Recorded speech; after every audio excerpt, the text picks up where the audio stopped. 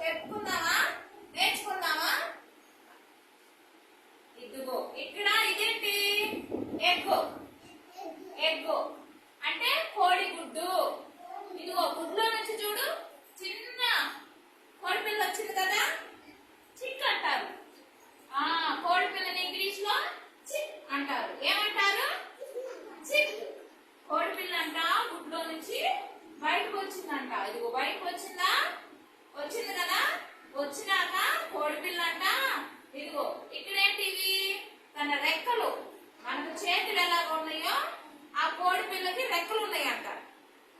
ఆ రెక్కలను చూసుకున్నంట తల్లి కోడిని అడిగిందంట, అమ్మా అమ్మా వీటితో నేనేం చెయ్యాలి అని అడిగిందంట. అడిగినప్పుడు తల్లి కోడి ఏం చెప్పిందంటే, వీటి సహాయంతో నువ్వు ఎగరాలి అన్నట. ఎట్లా ఎగురుతాయి చెప్పండి? ఇలా. ఎట్లా చెప్పండి? ఎట్లా ఎగురుతాయి? ఇలాగా. వీటి సహాయంతో నువ్వు ఎగరాలి అని చెప్పిందంట.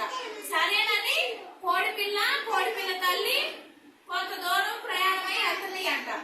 వెళ్తున్నప్పుడు అగో ఇవేంటి? గింజలు.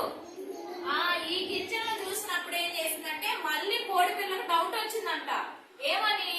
ఈ గింజలు కనిపించినాయి కదా, వీటిని ఏం చెయ్యాలి అని చెప్పేసి ఆ డౌట్ వచ్చి డౌట్ క్లారిఫై చేసుకోవడానికి, అంటే డౌట్ ని క్లియర్ చేసుకోవడానికి, తనకు వచ్చిన అనుమానాన్ని స్పష్టం చేసుకోవడానికి ఏం చేసింది? పక్కన ఎవరున్నారు? తల్లి కోడి ఉంది. అప్పుడు అన్నంట